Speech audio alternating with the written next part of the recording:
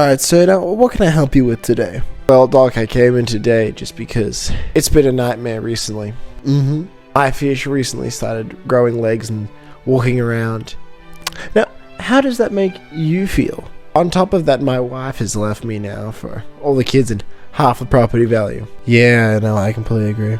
And then I have to make this video about my first experiences of playing live. I mean, Doc, it's too much for me. Add a bit of a hat to it. It's too much.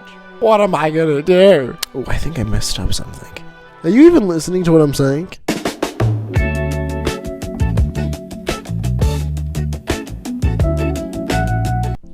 Hey guys, live performances. One of my favorite things of all time. You know, as a guitar player myself, playing live and playing in front of a crowd is a joyful experience, being able to interact with people who enjoy the culture yourself and to meet new people and to begin to network. Of course, until you realize that that's of course never the case, and how dare you for ever thinking such a thing. See, a lot of my time playing live was spent during school, and then slightly after that doing a few events here and there. Which isn't necessarily a bad thing, but I definitely have a handful of unique and interesting stories, from my backstage experiences, to the band members I've met, to some unique interactions. So today, I think I just want to go over a few of them, my experiences, how I feel about them, and at the end of the video, there will be a pop quiz, so please pay attention to what I'm saying. You will be marked on it accordingly.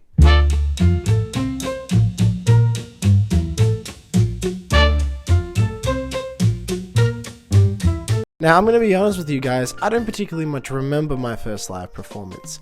I remember a little bit bits and pieces here and there. I don't really remember the set list or what I was playing, so I'm just going to go over the one that I most recently remember. So this live performance happened, I'm going to say about a few years ago, and basically I was there for a school event. And basically it was me and a grade above me. Now basically there was a school band that was happening, and of course they didn't have a guitarist there yet. And the second that the flyer went up, I decided, you know what, I'm just gonna go for it.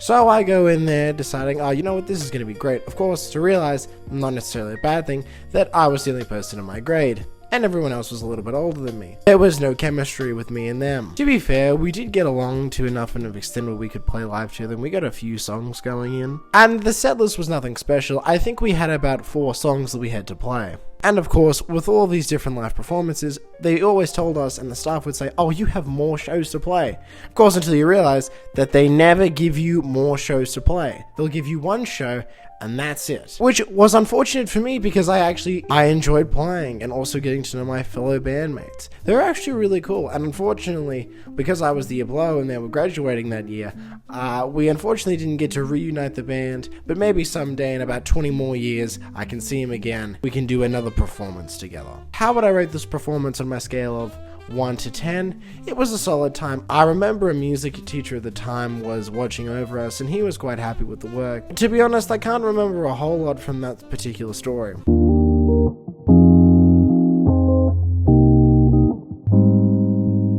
Now, there are plenty of things that can go wrong in a live performance.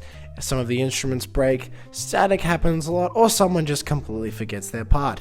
Of course, all of those applied to me. See, for me, one time I was doing a performance, and I'm sitting there playing away, and we get to about halfway through the song, and I think, what's the next chord? And I just simply stop playing. You can imagine what the crowd's reaction is. Confused, and my teacher on the side's telling me to play, but I simply just forgot for 5 seconds. Now for me, this felt like it was an eternity until I realized it was only about 30 seconds. But regardless, it made me feel in such a way where I wanted to crawl up into a little shell and to combustively explode. But it's always been a common theme for me when I was younger to just simply forget the parts that I had to do. You know, for someone who practiced a lot like me on my performances and was particularly excited and ready to go for the day, and when I got there and did band rehearsals and practices, always went really well. On the performance, of course, as with everyone, for some reason I just simply forgot what to do when the song came on. And while I think that's normal for most players, for me it was especially common. There's plenty of times I was just sitting there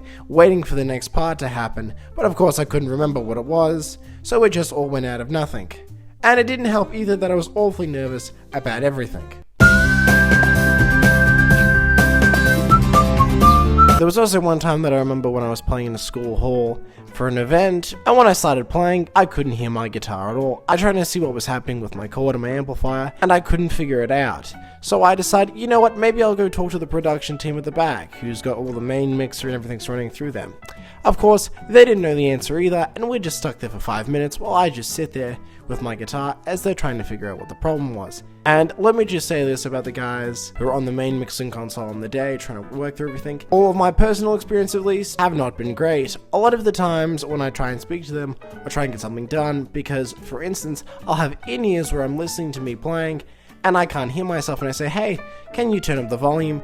They decide, no, we're not going to do that, but we're going to make you feel like we did that by magically just pushing up the decibels and making you think that we did that, but when in reality, we never did that at all. We just want you to stop talking to us. Which, to be honest, I did some of those courses as well. I did 2 years of it. So maybe in another video, I'll talk about my personal experiences and how I think of that. Now, it's good to clarify that I do enjoy doing all of my live shows with everyone else. There's just been a lot of inconvenient things that have gone wrong.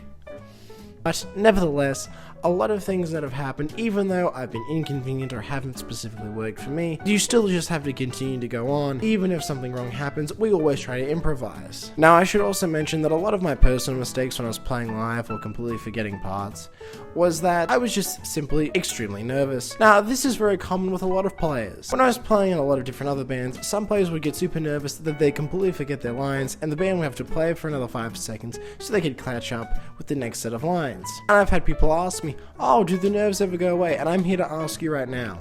No, I still have them. A lot of them, actually. Which I still think is a good thing. If you're not nervous to play a performance, I think there's a little bit of excitement that comes out of it. But yes, overall, having the nerves and being worried for a performance is a completely natural thing.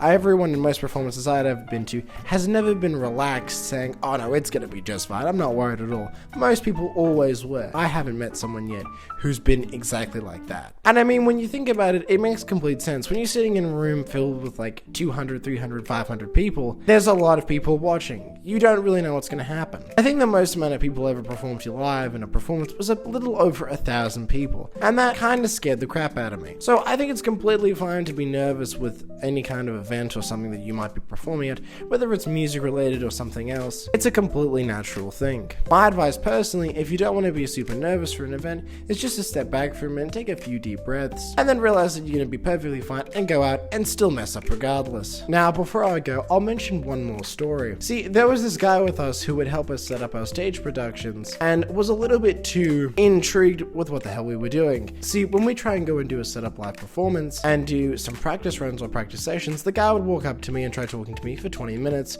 when I'm trying to play the set.